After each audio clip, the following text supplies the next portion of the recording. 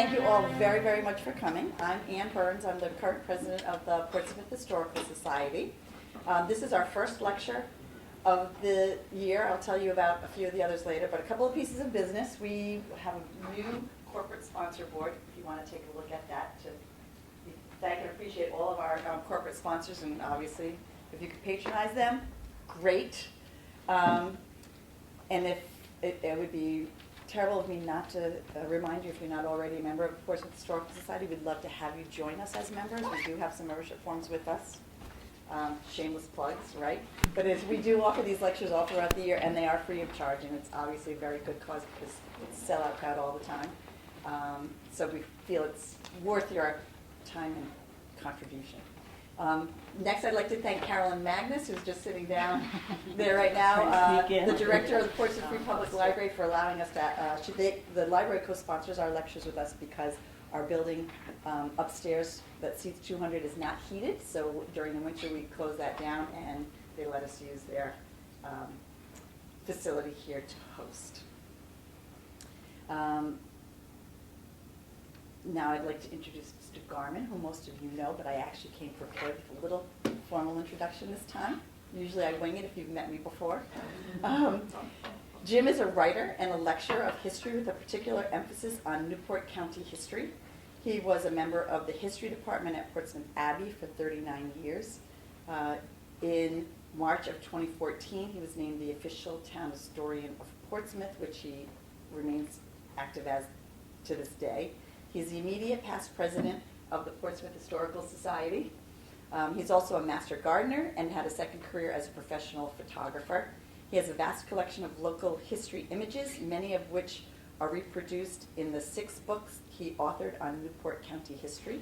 He currently teaches at Salve Regina University's Circle of Scholars program. Among the courses he teaches are Russian history, the United States in various eras, especially the Civil War and World War II. And without further ado, here's Jim Garman to speak to us on last call, the Prohibition era in Newport.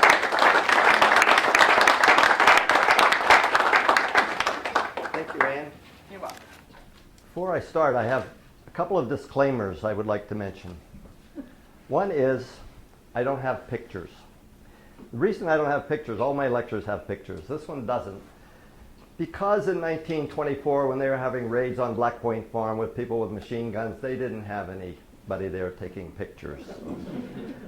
There's very little. The main pictures I've come across with all this research, you got all these books up here, of the Prohibition era, it's a rum runner tied up at the pier the next day, empty. Okay, there's very little active photography of that. So I apologize for that. Another thing is, some of what I'm going to tell you tonight, hopefully not all of it, is going to sound funny. Funny because it was an era of just bizarro activity going on, and it's hard to believe that a lot of it did happen. Anyway, it was a serious period. And third and finally, if I offend anyone's ancestors, I apologize. I'm really not going to worry about names that way, so just be aware of that. This is a very solemn occasion tonight because at midnight, January 16th, 1920, Prohibition went into effect. Last call, of course it varied from part of the country to other parts of the country, but in the East, at midnight, it was last call. Alcoholic beverages were no longer to be served forever. Keep that in mind. We look at Prohibition and say, yeah, it was 14 years, but the plan was forever. So it ended up lasting, and I had to write this down, 13 years, 11 months, and 9 days.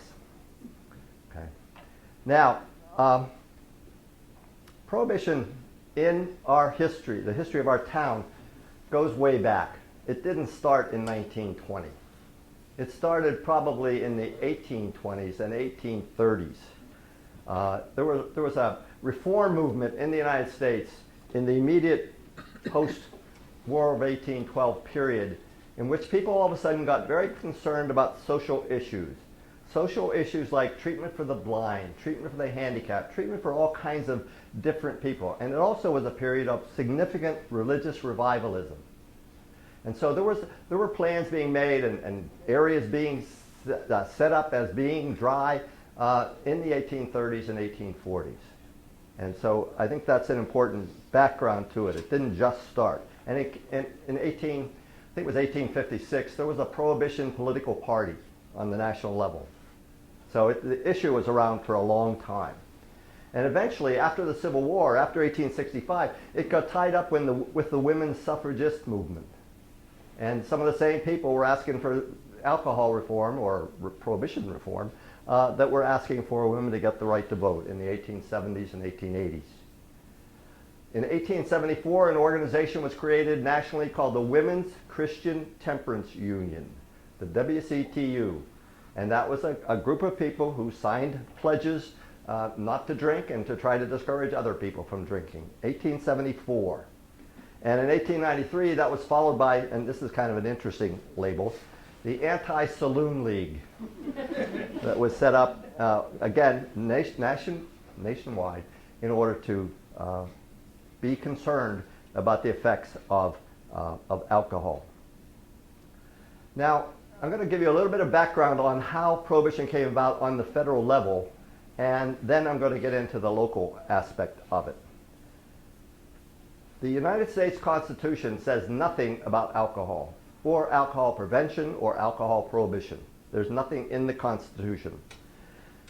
By the 1870s and 80s, a lot of states were dry. States, counties, towns, mostly in the so-called Bible Belt, but elsewhere as well. And so the idea of making this a federal law meant an amendment to the Constitution. There's nothing in the Constitution that says so, and the Constitution in Article 10 of the Bill of Rights says all powers not granted to the federal government by this Constitution are reserved for the states. So alcohol and prohibition was an issue for the states to be concerned with. But there was a lot of pressure on the federal government to do something about it, to bring about reform that is going to get rid of alcohol altogether.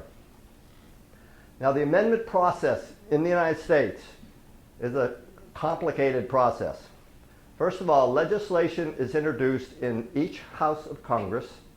It has to pass each House by a 2/3 vote, and then it is submitted to the states. Notice, I didn't say anything about a president. The president cannot veto a constitutional amendment. He can comment on it. He can say it's a bad idea or a good idea, but he has no vote. He has no power to prevent it. So once 2/3 of both houses of Congress pass it, which would probably be about impossible today, I would think, the amendment then goes to the states. And each state, and under the provision of the Constitution, each state can decide either using their legislature or by creating a special commission to decide it. The states have to decide, and if it passes 3/4 of the states, then it goes into effect. Okay? So, the early efforts then, I should mention, just because it was in today's news, the state of Virginia ratified, the state legislature of Virginia ratified the Equal Rights Amendment today. The Equal Rights Amendment has been around since 1923. And most of us are familiar with the fact that in the 1970s it all of a sudden was revived. And people started talking about it. And so they worked hard to get 3/4 of the states. They got about 4 votes shy. However, over time, and they put deadlines on this, it has to be ratified by such and such a date. And those deadlines were extended a couple of times. And eventually, through the whole process in the 70s, 4 states withdrew their ratification of the amendment. And so what happened today was that the state of Virginia, yesterday, the state of Virginia ratified the Equal Rights Amendment. And that made it 38 states, which is 3/4 of the states. And so theoretically, the Equal Rights Amendment is going to go into effect very soon. And all it says is that you can't discriminate by sex. Essentially, that's what it says. And the people who are really afraid of it for some reason say that means women will be eligible for the draft and divorce settlements will be more equalized and so on. There's a lot of panic that shows up with that. In any case, it isn't going to affect right away because those 4 states that rescinded their vote have to reconsider, or other states have to reconsider in order to get to 38 again. So it's around, but that's the first time we've had 3/4 of the states approve it yesterday by the legislature of Virginia. Okay, so that's how amendments are posed. Keep in mind that in the Constitution itself, there are 27 amendments. The Equal Rights is the 28th. And when you look at the Constitution, if you study the Constitution, the first 10 amendments to the Constitution are all individual rights, the Bill of Rights. And they were initially, under Jefferson's Constitution, or rather under the Constitutional Convention's Constitution, they were included in the Constitution, but then they decided to separate them out and make them the Bill of Rights. So that's 10 amendments to the Constitution that sort of cast aside. They really were part of the original Constitution. Then we have 2 amendments that I'm going to talk about tonight, one that instituted prohibition and another one that removed it. So those 2 don't count. They canceled each other out. So what we have is, do the math, about 16 amendments to a document that was written by people in velvet knee breeches and powdered wigs. And it's still the Constitution of the United States. I think that's a testimony to the flexibility of the Constitution. And of course, the Supreme Court has gotten involved by its own assertion in interpreting what the Founding Fathers meant when they said this or that.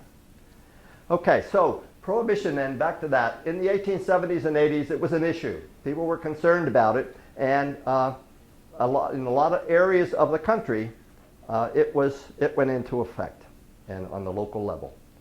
But there was pressure on the federal government to do something about it in the 1900-1910 period. All right. So, on the 22nd of December 1917, both houses of Congress approved the 18th Amendment. The vote in the Senate was 65 to 20. In the House, it was 282 to 128. And this is what the amendment said. Just one paragraph and a half. After 1 year from the ratification of this article, the manufacture, sale, or transportation of intoxicating liquors within, the importation thereof into, or the exportation thereof from the United States and all territories subject to the jurisdiction thereof for beverage purposes is hereby prohibited. The Congress and the several states shall have concurrent power to enforce this article by appropriate legislation. What did it leave out? Consumption. Consumption was not illegal under the 18th Amendment. This is the 18th Amendment, by the way. Interesting. So, the amendment was sent to the states after Congress approved it. And again, as I said, a lot of states on either the state, the county, or the local level had prohibited it. Anyway, so it was a popular issue among the people. 2 state legislatures refused to ratify the 18th Amendment. One was Connecticut, the other one you're sitting in. Rhode Island refused to ratify the constitutional amendment. And the state legislature was so upset about it, they made the Attorney General sue the United States government in order to prevent it from being enforced in the state of Rhode Island. He lost. Okay. Anyway, because the way amendments work, once an amendment is passed and once it goes into effect, it goes into effect for all the states, even though it only takes 3/4 of the states to ratify it. Now, a constitutional amendment is kind of a general statement up there somewhere. You can't accuse somebody of a crime by violating the Constitution. You have to pass enabling legislation. And the enabling legislation that was passed in September and October of 1919, they really dragged this out, was called the Volstead Act, V-O-L-S-T-E-A-D. It was named for a man by the name of Andrew Volstead, who was a Republican congressman from Minnesota. And I searched the newspapers today just to see how much mention was made of prohibition, since this is the night of last call. And the only thing I found was a fairly extensive article in the Washington Post about Andrew Volstead. He suffered a lot after this was passed, and eventually just was voted out of Congress about 2 years later, and had a very difficult time. That article's up here somewhere if you want to find it. So, The Volstead Act is the act that actually implements the 18th Amendment. And here's what it said. No person shall manufacture, sell, barter, transport, import, export, deliver, furnish, or possess any intoxicating liquor except as authorized in this act.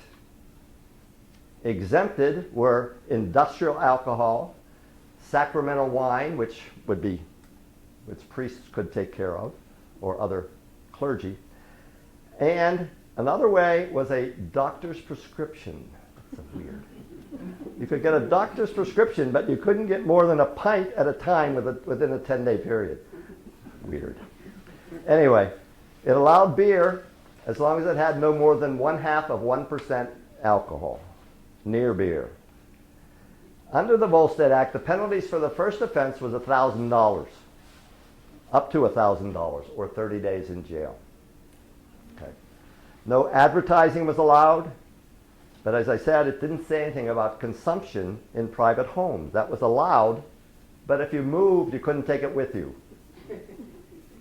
Anyway, and one of the things that happened in a lot of cases, a lot of people wondered why so many people were walking down the street with baby baskets, and under the blankets were booze usually. Did that. Anyway, so the comments on the Volstead Act, you can imagine, were very dramatic on both directions. Some people said it's the great, solution to all our problems. This is one of the things I want to talk about a little bit. They really felt, and this is a different time, and certainly this wouldn't work today, but they felt that if they passed this law and passed this constitutional amendment, that's going to solve most of the problems that we have socially in the United States. You can imagine how successful that would be today if they tried to do it today. Anyway, but one commentator said the Volstead Act was hopelessly inadequate. It wasn't tough enough. Other people said, it's great. It's really a good thing. We need to do that. And that's going to solve all the problems in the United States, all the social problems. So Congress, both houses of Congress passed the Volstead Act. However, this time, the president, who had the power, vetoed it, Woodrow Wilson. He vetoed the act, saying it just wasn't necessary. This is in the few days right at the end of World War I, and Wilson just said no, and he had the power to do that. They could pass it over his veto with a 2/3 vote over his veto, which they did the next day. Okay. So it was passed over his veto. What's really a little bit weird about the establishment of Prohibition was that in the Volstead Act, they determined who could enforce it. And who could enforce it was the Internal Revenue Service on land and the Coast Guard at sea. Why the Internal Revenue Service? I'm not sure. But locally, they also, and a lot of other places too, they brought in the state police, which were a fairly new organization at that time, and the local police. And I can say that the town of Portsmouth doubled the size of their police department in 1921, from 1 to 2. Weird. Anyway. Okay, so Prohibition went into effect at midnight on the night of 16-17 January 1920. Again, just 100 years ago at midnight tonight. There were parties, there were celebrations, there were funerals held. One famous reformer and a former Major League Baseball player, Billy Sunday, said on the occasion, referring to John Barleycorn, "Goodbye, John, you were God's worst enemy. You were hell's best friends. I hate you with a perfect hatred. I love to hate you." That's part of the reaction. Now again, you can imagine that this was going to be really hard to enforce. No matter what kind of fines you set, no matter how much presence you had of authorities to try to control it, it was difficult. And ultimately it did not succeed. So the local angle then on Prohibition. I hope you all have a good sense of local geography, because you should realize that the coast, sort of from New Bedford to New London, is like a sieve. There's so many harbors, there's so many little entrances into the bays and rivers and things like that, it was fairly easy to get around the prohibition. The procedure that was used was that they had a thing that was called the line. The line was a point out in the ocean, 3 miles initially from the shore, where the federal government had no jurisdiction. So the rum ships, the big ships, and they weren't all big ships, some of them were sailboats, but they would sit out beyond the 3-mile line and be very careful to make sure they were, and the Coast Guard couldn't touch them. So what the government did, of course, was to extend the line, and in 1924 they made it to 12 miles out. Didn't stop the rum runners, however. So what happened is these ships would sit out there, and the smaller boats would go out, and everything from fishing boats, sailboats, motorboats, even rowboats would go out and offload and race the Coast Guard back to shore. The Coast Guard couldn't cover it all. I mean, they just didn't have enough ships or enough high-speed ships. Some of the rum-running ships, the small boats, motorboats, were reconfigured using airplane engines left over from World War I. And in a couple of cases, as much as 350 horsepower. And they could outrun the Coast Guard. They could go, a couple of them could go 32 knots unloaded and 28 knots with a full load. And the Coast Guard ships could go about 16. So there were a lot of races back to shore. And I'm going to talk about some of those more specifically. So our coastline is pretty porous, just here. I mean, we've got Narragansett Bay, we've got the West Passage, the East Passage. We've got, and this was a crucial one, the Sakonnet River. The Coast Guard referred to the entrance to the Sakonnet River as Times Square, because that's where all the traffic was. Okay, and there was a lot. So everything from New Bedford to New London was really an active location for rum running, though obviously it was more than just rum. We talk about rum running, but it was everything. Ships, the ships on the line would come there from various places. The two places they came most from was the Caribbean and Canada. At the mouth of the St. Lawrence River are two islands, Saint Pierre and Miquelon, and those were major loading areas for rum or alcohol coming to the United States. So one of the things I did in researching this, and I will mention that I've written a book that has about 60 pages on Prohibition, and it's up here, and you can buy one if you want. Anyway, the newspaper, I did a lot of research on the Newport Daily News and the Newport Journal, which were the Journal's a weekly and the Daily News, as we know, is a daily. And I looked at those between 1920 and 1933 and found a lot of incidents that happened. Okay. Although Prohibition was established in 1920, it took a while for things to get going, partly because you were allowed, before Prohibition went into effect, you were allowed to stockpile. And people had a lot of it and paid a price for it, by the way, because it was, obviously the people distributing it raised the prices a lot. And people really wanted it. And again, it's hard to put ourselves in the mindset of, this is 1920, and people are saying there's not going to be any more booze. And their perspective at that point, even though there were naysayers, was that it's not going to come back again. We're never going to have it again. And what was the article? I saw an article in this morning's paper that more alcohol was consumed last year than in 1919. That's kind of interesting, the statistics on that. I think it was in this morning's paper. Anyway, so by the first 3 or 4 years of Prohibition were relatively calm.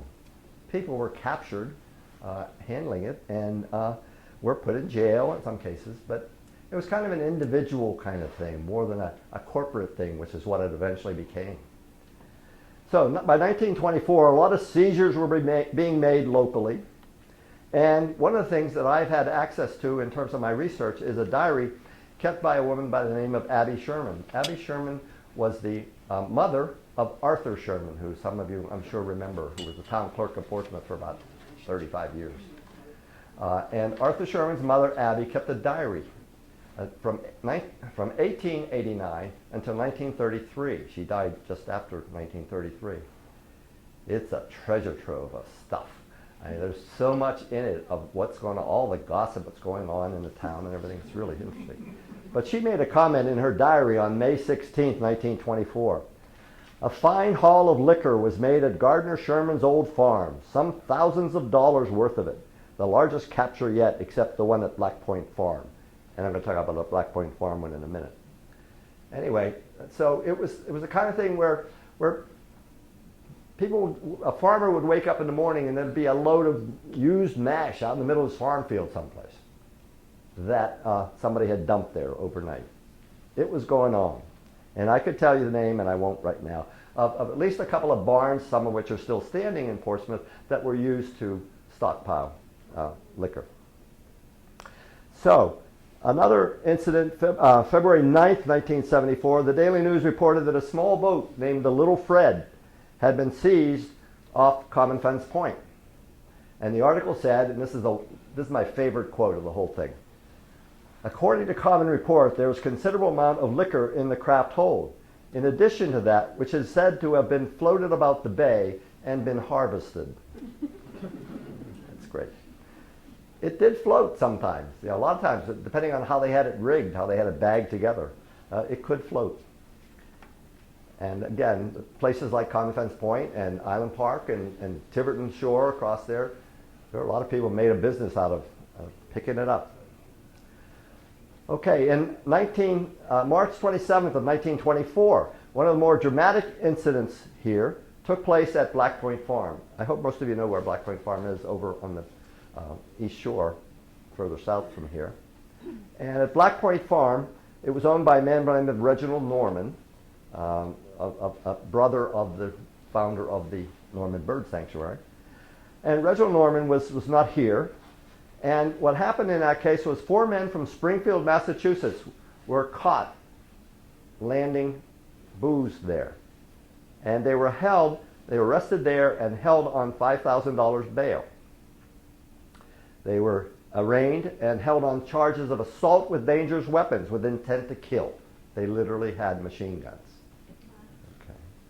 Okay. And the police, the revenue agents, the police, the state police, the local police, everybody just descended on these guys and captured them. They were also charged with breaking and entering with intent to commit larceny. There was a shed there that they were using to store their stuff, and charged with carrying concealed weapons. The next night at Black Point Farm, 2 more strangers were stopped by the caretaker, Orlando Santarello, and they found $10,000 worth of liquor in a truck and in a shed near the house. The police came and, as the newspaper said, had guns aimed at them. Gunplay was prominent, it said. The men escaped in a stolen car, which was later found on Red Cross Avenue in Newport. On May 12, 1924, the newspaper reported, and there's a headline, "Big haul of liquor made. Goods valued at $50,000 seized at Howard Thurston's on Union Street, 2 miles from the main road." Okay? George Thurston has denied that was his barn. The raiders found 500 cases of old Bridgeport whiskey and 600 cases of other alcohol. And the owner, Howard Thurston, disclaimed ownership of the liquor, said the farm was rented, but he wouldn't say to whom. The newspaper continued to say it was believed that the liquor belonged to a Chicago man who had been recently engaged in the bootleg industry in the vicinity. Al Capone and his followers were here, not in a major way, but they were around.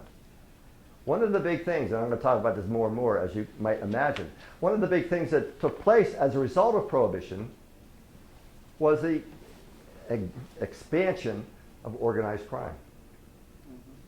And that didn't stop when Prohibition was repealed.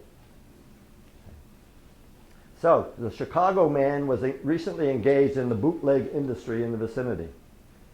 There were other things that happened. One of the interesting stories about Prohibition was that the people who were involved in getting alcohol and circulating it in Detroit actually built a pipeline from Canada across the river and let booze flow through it. I mean, they're pretty ingenious, a lot of them. The real ingenious was the local guy, and I'm going to talk about him in a minute. Anyway, 4 days later, the newspaper reported another big haul made that 300 cases of liquor had been seized on a place rented by Annabella DaCosta. This included 300 cases and was seized at a farm on East Main Road near Mintwater Brook. DaCosta had also been arrested earlier in the week driving away from Borden Sisson's farm with 36 cases of liquor. Busy man. In November of 1924, Black Point was invaded again. Okay, these are some of the typical events that were reported in the newspaper. Almost every day there was something in the Daily News about, load of liquor seized here, there, or wherever. A couple of more later on, in 1929, November 27th, a well-known rum runner named the Idle Hour was once again chased into the Sakonnet River by the Coast Guard. The newspaper reported that the Coast Guard had been, quote, keeping a strict watch on the Sakonnet River because of the extent of rum-rumming activities there. Shots were fired, but Idle Hour evaded the Coast Guard and was found at dawn at Fogland Point, aground and empty. Rum running was very profitable for fishermen. In the early days, they could earn as much as $350 a load. Now, $350, I did some comparison figures today on dollar value. And of course, it's all relative.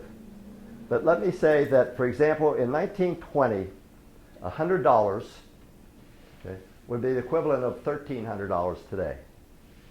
And $10, $132. In 1930, $100 would be the equivalent of $1,600 today. So there were some, we talk about, they got a bottle of scotch for $5. Well, that probably was a bottle of scotch for $50, back in those days. And of course, as these things were used in speakeasies and everything, the customer paid, and the customer willingly paid. So it was very profitable for the fishermen. A month's work, and again, you can't even compute the dollars. A month's work for a fisherman could bring in as much as $7,000. In one case, and I'm going to mention a specific guy, he was making $15 a week. And he came ashore, and some guys were standing there, and they said, how'd you like to do us a favor? And they sent him, he agreed to do it. And they went out on the line, and where he was making $15 a week, one run, $350. Okay? Good money. All you had to do was get away from the Coast Guard. So, a lot of alcohol was brought in on land in fishing barrels. Okay? Just bringing in by fishing load, and again, you had to be careful where you landed it. But there weren't, the revenue people who were controlling this on the land, they couldn't think about the Sakonnet River. Think about the landing places. I mean, there's so many on both sides where things could be landed, and the Coast Guard was really having a hard time. And the Internal Revenue Service just did not have the bodies. Because remember, this isn't just a New England thing, it's a whole country thing. On the West Coast as well as, all over the East Coast. And of course, the rum running into New York City was enormous as well, just because there were so many places there to sell it. So, another source, kind of interesting, this goes back to my last lecture, a lot of alcohol had been brought on shore and was shipped to New York City in barrels on the Fall River line. Interesting. Okay, so in addition to the activities at sea and in the rivers and in the bay was as bad as the Sakonnet River. I just kind of focused on the Sakonnet River. But there was a lot of activity on land as well. A lot of stills that showed up somewhere, and people decided to make their own. That's one of the things that happened during Prohibition. Probably 80% of the people who drank during Prohibition made their own. And a number of people died from that. My father was a physician, and he made bathtub gin. when he was from alcohol, some kind of alcohol. He never really talked about that. Anyway, so a lot of raids on the land as well. And they all, sometimes, as I said before, they found quantities of leftover mash, smelly mash, sitting out in the middle of a farm field somewhere. In early 1930, there was a report of a raid on West Pelham Street in New York, Newport, where federal agents raided an establishment and arrested Thomas H. Martin of 458 Broadway. The agents had gotten into his bar by posing as what the newspaper called in the guise of seafaring men and gaining admittance. Now here's the kind of thing they seized in a bar, in a speakeasy. It's overwhelming. 370 bottles of beer, 7 quarts and 4 pints of Johnny Walker whiskey, 3 quarts of Gordon's gin, 2 pints of Old Thimble whiskey, 5-gallon jugs of alcohol, 2.5-gallon jugs of other jugs of alcohol, 12 pints of Old Shanley whiskey, 2-gallon jugs of bar whiskey. That's one speakeasy. And another internal raid from the newspaper, and this is a quote. Another raid on West Broadway district. Moonshine and homebrew seized. Man charged with selling liquor. The West Broadway district received another visit from the authorities late Saturday afternoon. They seized a gallon of moonshine and 193 pint bottles of homebrew. The raid was the third made by the police in the district within a few days. 9 people have been arraigned for intoxication over the weekend. $5 fine and court costs. Wow. In June of 1932, the police found an elaborate beer plant at 13 Elm Street, manufacturing capability of 60 barrels a day, 1,500 gallons of mash, 34 cases of beer, and equipment. One of the most famous or infamous speakeasies was the Mission on West Broadway.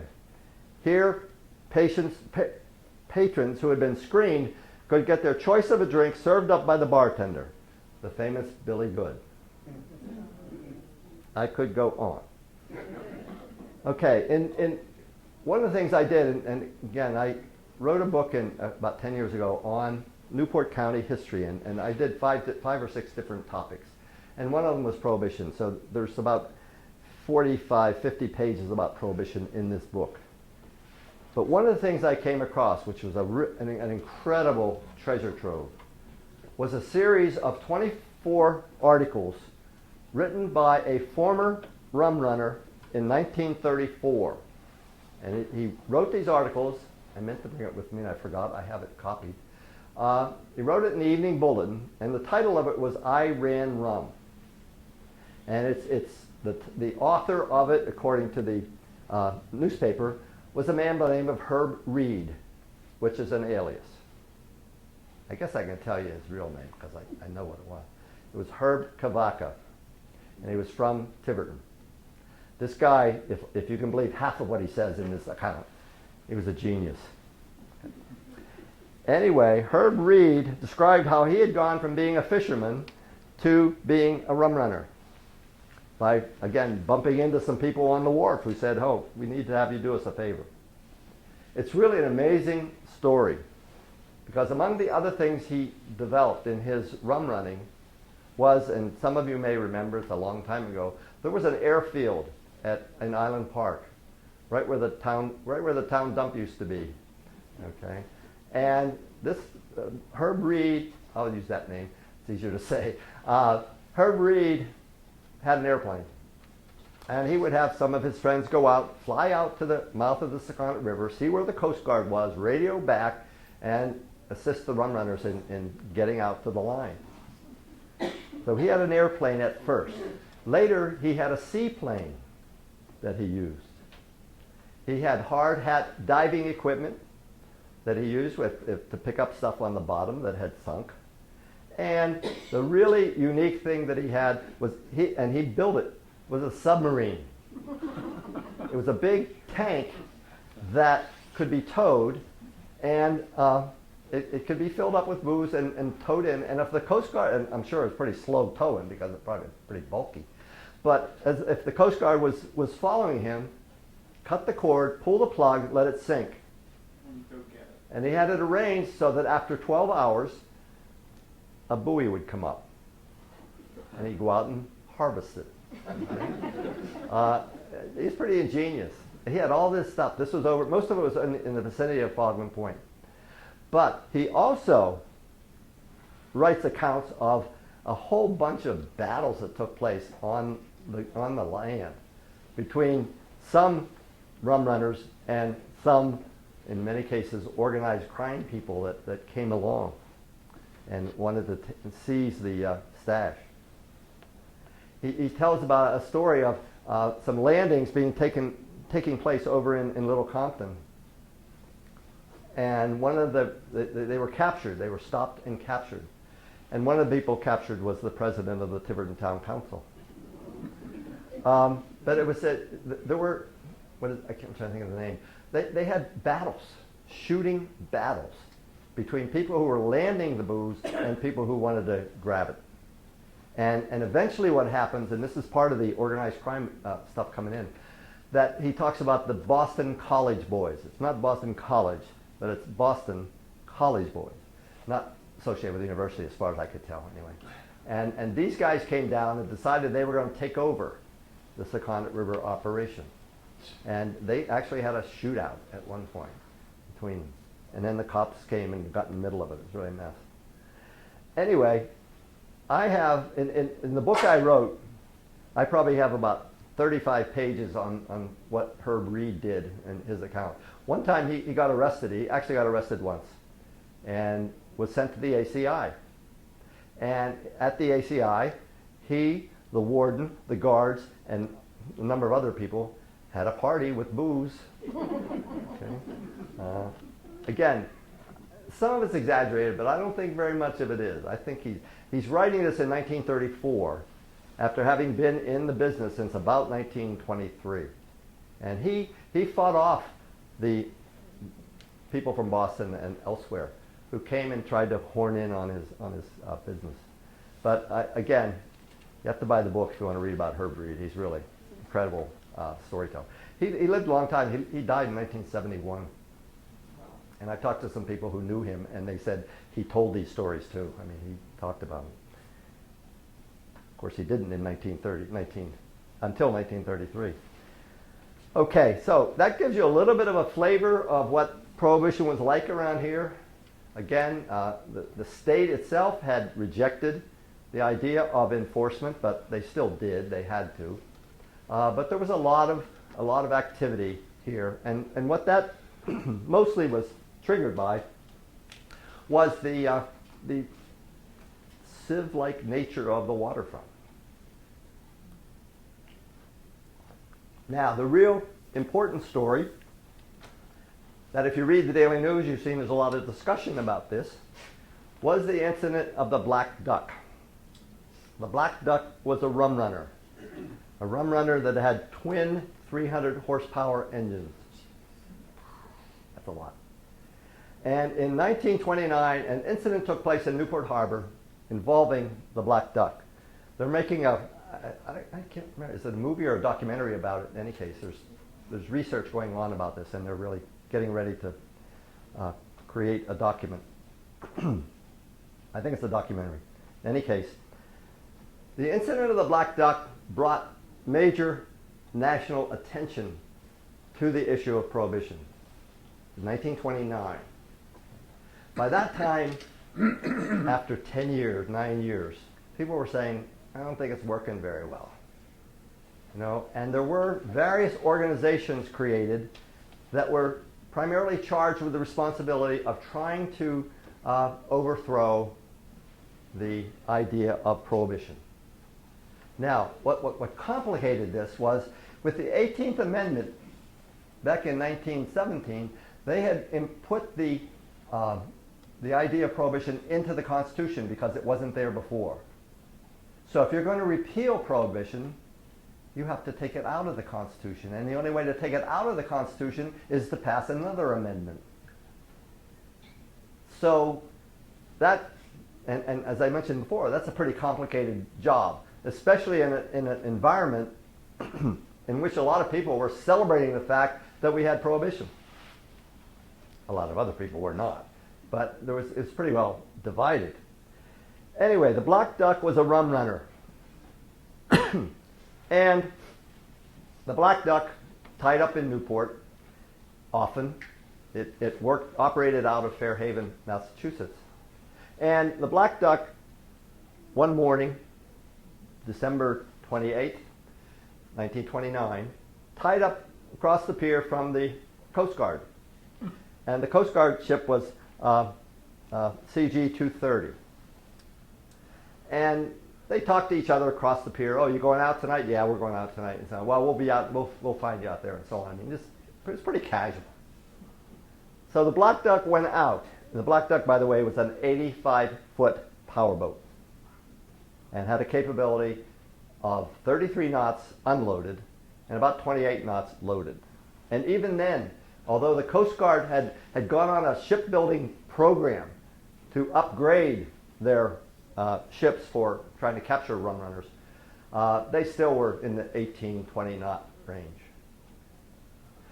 So they went out that night of 28, 29 December 1929. The crew included, most importantly, a man by the name of Charlie Travers. Charlie Travers was from Fairhaven. He was 24 years old. His stepbrother, John Goulart, Dudley Brandt from Boston, and Jacob Wiseman of Boston. And they went out on the line and came back into Newport Harbor carrying 500 cases. A case was 12 bottles. That's a lot of booze, of liquor. It was a very foggy night. And the Coast Guard ship was lying to off the Dumplings. And heard them coming, pretty hard to hide twin 300 horsepower engines, and decided to stop them. So the CG-290 was there. It was under the command of an interesting person by the name of Alexander C. Cornell, who was the Coast Guard commandant of that boat, and he also had been a former officer in the Navy with 16 years experience. The Coast Guard boat sounded a whistle and illuminated the black duck. Put their searchlight on, which was not easy because, again, it was a very foggy night, but they had him. Okay. And Cornell told the black duck to heave to. And of course they did what you would imagine they did. They sped up. Okay. And again, they had about 2.5 times the speed capability of the Coast Guard boat. Cornell had one of his enlisted men on the bow of his Coast Guard ship. And he told that man on the machine gun to fire a burst at the stern of the black duck to disable it. In other words, hit the engine and make it stop. And so he did. He shot at it 20 rounds of ammunition in about a 5-second burst. But as he fired, the black duck turned. And as the black duck turned, the bullets from the machine gun raked the pilot house. 3 of the crew were killed. Charlie Travers lost his thumb. And obviously at that point they heaved to. So 3 men were killed, Travers was wounded, and the black duck was guided to Fort Adams, where Travers was sent to Newport Hospital under guard and the dead bodies were removed. The black duck was taken to New London, which is where the CG-290 operated from. And it was reported at New London that there were 383 cases of liquor still on board. In New London, on the dock, a fight broke out between the Coast Guard and the Navy, all of whom were probably drunk. And it really is a nasty situation. Obviously consuming some of the cargo of the black duck. Now, somebody from Connecticut wrote me a letter one time saying, do you know anything about the black duck incident? And I did. So I sent them a copy of my book, and I got this in return. It's bizarre. This is a copy of a painting of CG 290.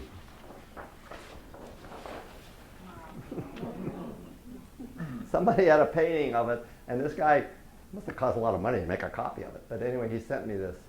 So that's CG 290. Weird. Fall over, I'm sure. So, the attack of the Black Duck got a lot of press. There's a couple, in this pile, there's a couple newspaper articles here from the front page of the New York Times. It really got a lot of publicity.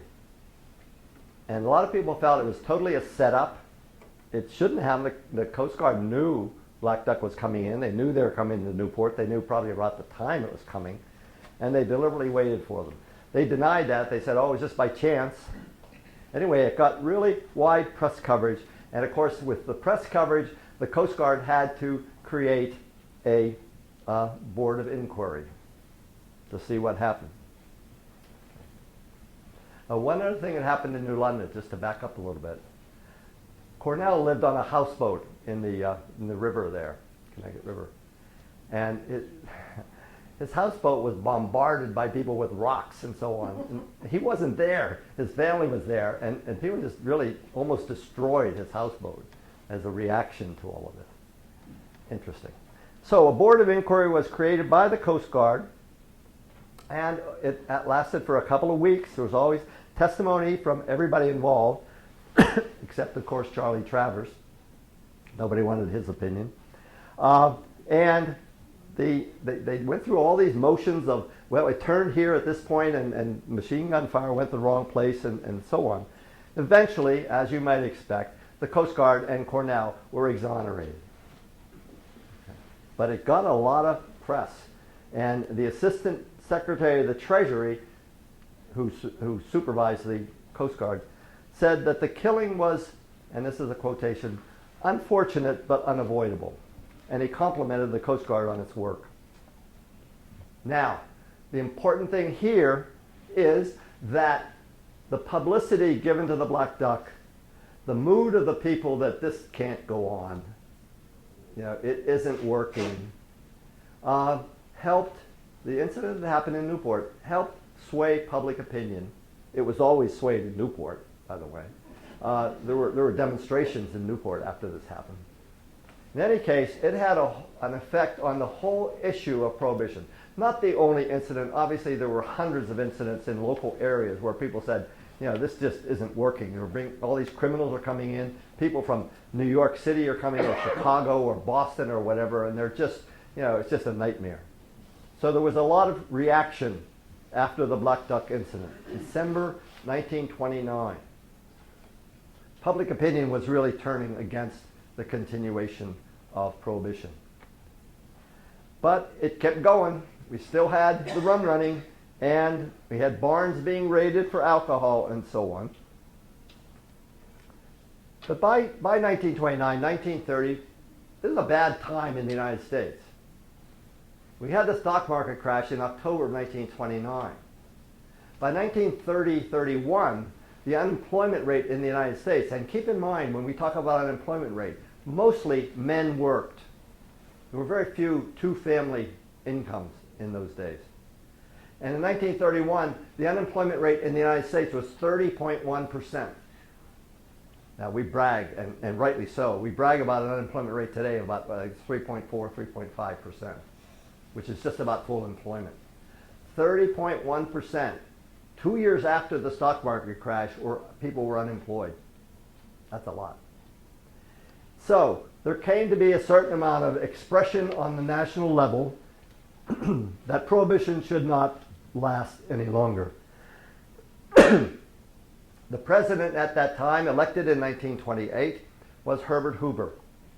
And Herbert Hoover had been a very strong supporter, he's a Republican, and a very strong supporter of Prohibition. Okay. And had a really hard time, public relations-wise, in trying to change his mind. He did not change his mind, by the way. And some people, again, in the Depression times, felt that one of the ways to get more money to the federal government, therefore to get it to the people, was to resume alcohol consumption because the federal government, in the days before Prohibition, the federal government got 25% of the price of a bottle of booze. That's a lot. You know this. Sometimes, I don't, they still do this. There used to be revenue stamps on alcohol, and that's a donation to the federal government. And they felt, some people actually felt that the government would have more money if we just brought back alcohol. Anyway, it had been as much as 25% before. In November of 1932, Franklin Delano Roosevelt was elected, and the Democrats promised in their platform at that time that there would be repeal. And Roosevelt defeated Herbert Hoover, who ran for re-election, by landslide. The electoral vote, 472 to 59. That's a slaughter. And Roosevelt was elected. Meanwhile, Congress had begun to decide, well, we got to loosen the ties a little bit. So Congress, even before Roosevelt was taking office, decided to allow 3.2% beer, 3.2% alcohol in beer. That was in February. One of the things that's really unusual about Roosevelt taking office was that in 1932, the election was held in November, and this is true back to the beginning of our country, and the president took office on March 4th. So he had about 5 months of dead time with the previous president, particularly in this case where he had one who was the incumbent and got voted out. He was still president for 5 more months. That changed by another constitutional amendment, by the way, soon after this, where they moved it back to January 20th. But Roosevelt had a long lame duck period before he took office. So Congress in February, late February, again under a lot of pressure by this time that we're going to have to figure out some way to repeal it, decided to allow 3.2% beer. That was all. That was the only lightening of the limitations. So eventually, though, Congress decided we have to get rid of Prohibition, and the only way to do that is to pass another constitutional amendment. If the 18th Amendment instituted Prohibition, we have to pass another one, and it was time for a 21st. The 21st Amendment was passed by Congress and sent to the states for their decision. And the 21st Amendment is pretty simple. It says essentially the provisions of the 18th Amendment are no longer in effect. It didn't go into all the details or anything. It just canceled the 18th Amendment. And on 5 December 1933, Utah became the 36th state to ratify the 21st Amendment. And repeal went into effect that day, December 5th, at 5:32:30 p.m. 5:32 and a half a minute on that date. The Newport Daily News had an editorial that day, and it's a fairly extensive quotation here, but this is what it said. End of Prohibition. Prohibition comes to an end. So what? Sentiment turned against Prohibition with a force that was astounding. But the public is fickle. If the new liquor era brings back the old saloon problems, or if it continues many of the speakeasy problems, the Anti-Saloon League and others may be depended upon to agitate liquor once more into the limbo of legal oblivion. We have been assured that to legalize liquor is to spike the guns of the gangsters and to drive the bootlegger, the rum runner, and the hijacker out of business. It is up to the friends of the new order to fight the lawlessness connected with liquor and to see to it that the legal liquor interests keep well within the laws at all times. We begin a new liquor dispensation tonight. Whether this will be good or bad depends in large degree on the friends and sponsors of legal liquor themselves.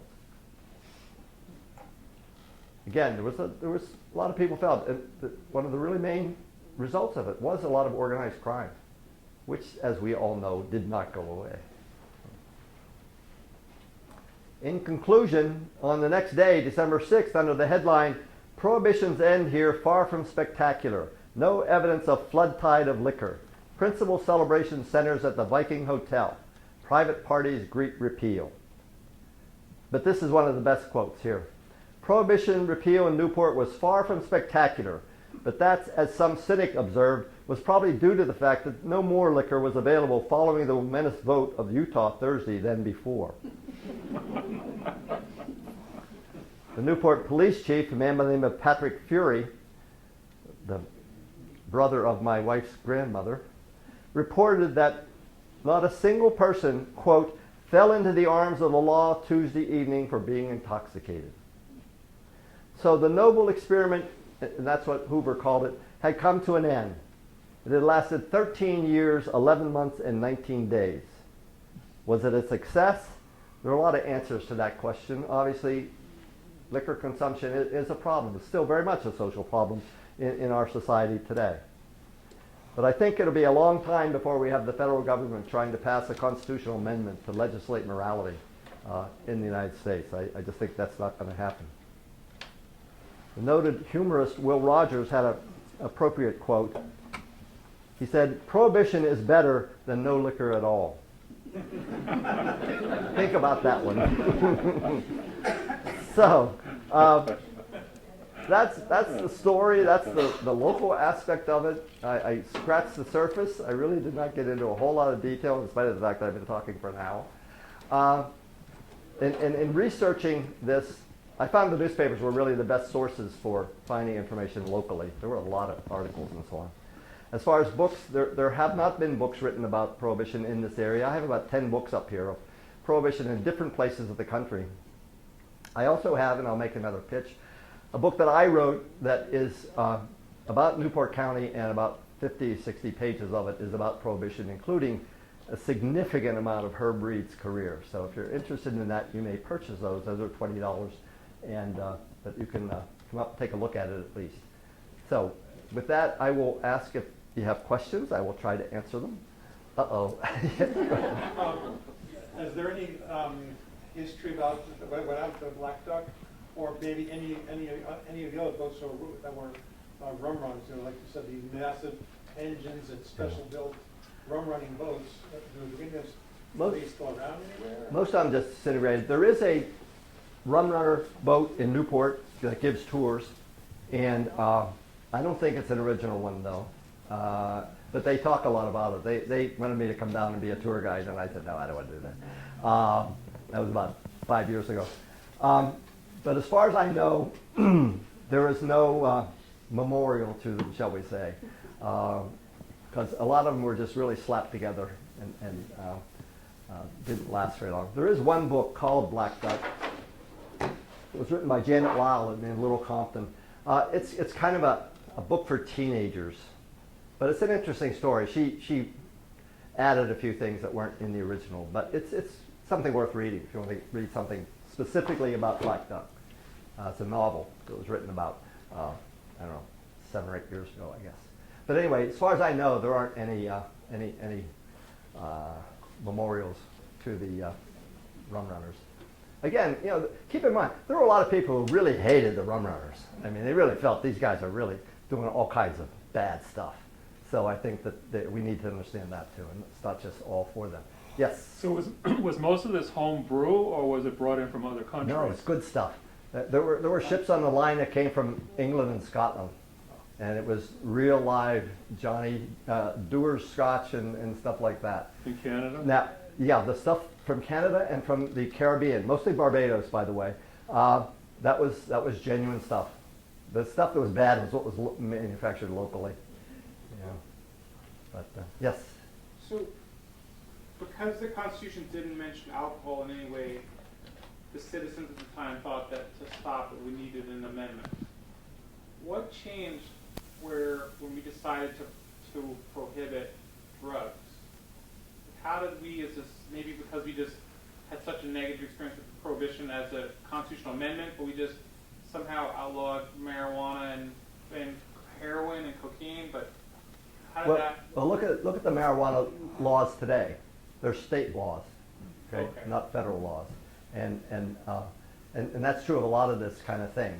That you have to, unless the federal government proposes. Now, the federal government has outlawed a lot of stuff without a constitutional amendment, but that's procedural, I think, more than raising the flag of more morality on that.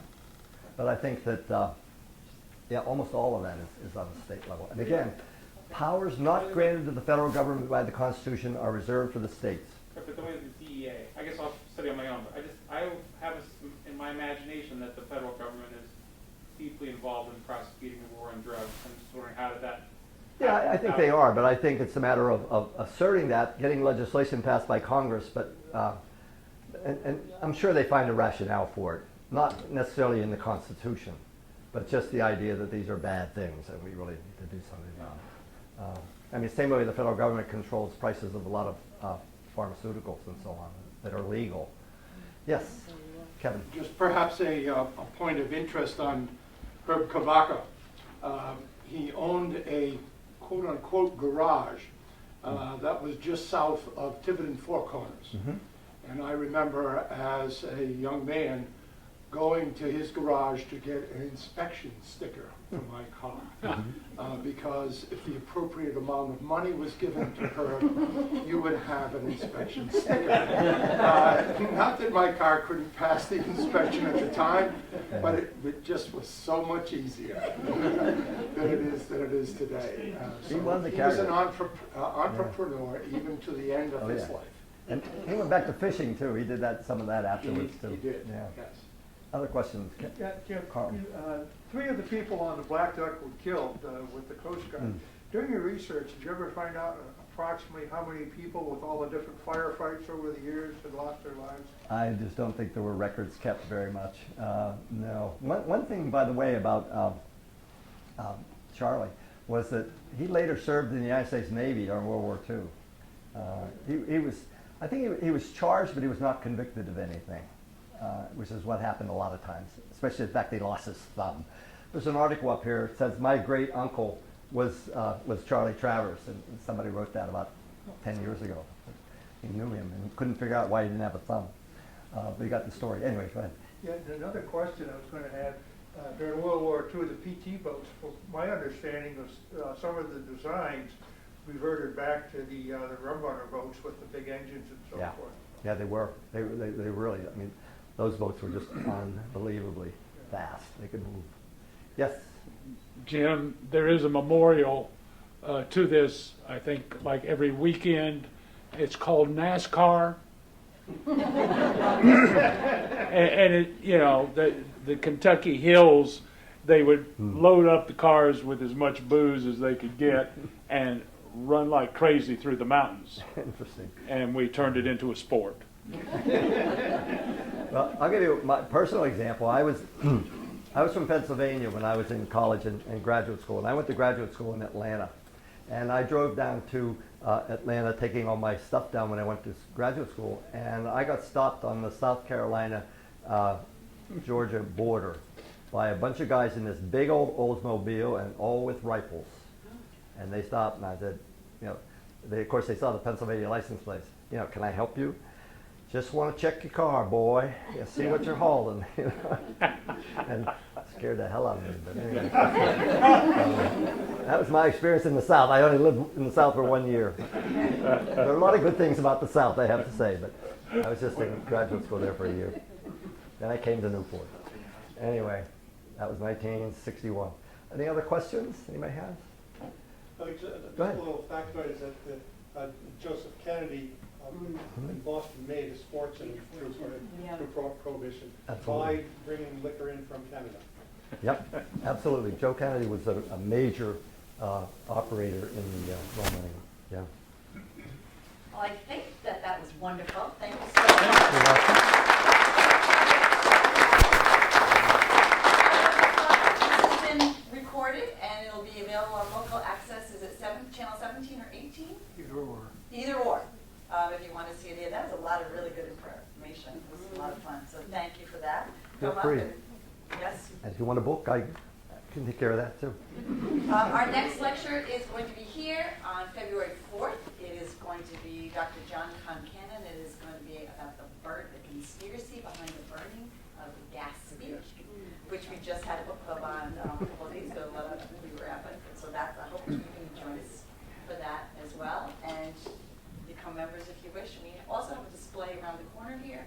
Then and now. seasonal display from last year. We reassembled some of it into a smaller curated cabinet out there and to the right if you want to take a look at some items from them now if you didn't see them at the museum over the season. But thank you all very, very much for coming. Thank you.